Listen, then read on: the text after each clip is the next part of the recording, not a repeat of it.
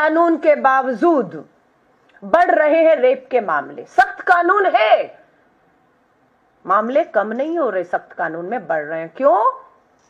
क्योंकि कार्रवाइयां, सजाएं नहीं हो रही हैं। जिस दिन कार्रवाई होगी, सजा होगी, फांसी के तख्तों पर हर महीने 2-3 दोषी झूल जाएंगे, तब खौफ पैदा होगा। पर सजाएं नहीं हो रही। क्यों नहीं हो रही? क्योंकि इस मामले में भी हमारी जो विधायक साथी हैं सोफिया फिरदौस ने, जब अभी मेरी चर्चा हो रही थी इनसे इस प्रेस कॉन्फ्रेंस होने से पहले कि आप महिलाएं, आप विधायक हैं, आप सदन में हैं, क्यों नहीं ये हो रहा है? और अभी तो 1 साल हुआ है उड़ीसा की सरकार बने हुए। यूपी और बिहार में डबल इंजन की भाजपा की सरकारों में संरक्षण मिलता है, बेटियों के अपराधियों को समझ आता है, लेकिन 1 साल में इतना कैसे? कि श्री राहुल गांधी जी भी अभी 11 जुलाई को उड़ीसा की धरती पर थे, भुवनेश्वर पर थे।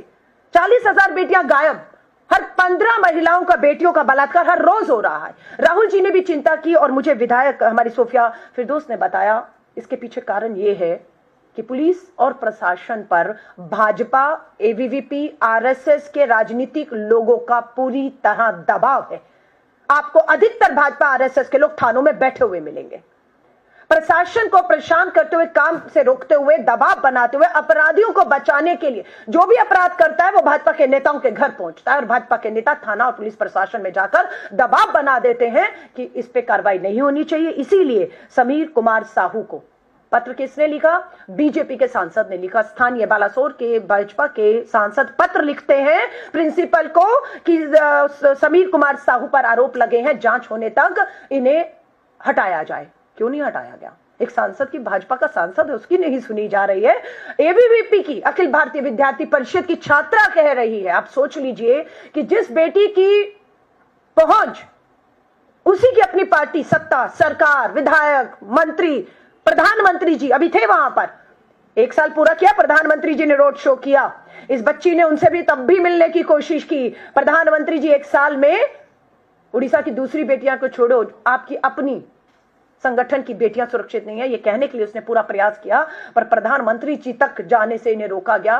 सांसद का पत्र लेकर वो खड़ी थी, लेकिन क्यों नहीं मिलने दिया गया? सवाल पूछना चाहिए आप लोगों को। और आज उड़ीसा से ही हमारी देश की महामहिम राष्ट्रपति आदरणीय द्रौपदी मुर्मू जी आती हैं। और इस समय द्रौपदी मुर्मू जी कहां हैं? इस समय द्रौपदी मुर्मू जी भुवनेश्वर के उसी एम्स अस्पताल में है। कन्वोकेशन वहां का 5 साल पूरे होने पर कोई सेलिब्रेशन हो रहा है, उसी अस्पताल में है जिस अस्पताल में ये बच्ची 95% जली हालत में जिंदगी और मौत से जूझ रही है। डॉक्टर बता रहे हैं बहुत मुश्किल है। हम आदरणीय द्रौपदी मुर्मू जी, देश की महामहिम राष्ट्रपति जी से निवेदन करते हैं, आप उड़ीसा की अपनी जन्मभूमि पर हैं और उसी अस्पताल में है जिसमें 95% जली हुई हालत में ये छात्रा और इसका एक साथी जो इसे बचाने में खुद भी आग की लपेट में आ गया, 70% जली हालत में उनका एक जो है छात्र सहयोगी भी है।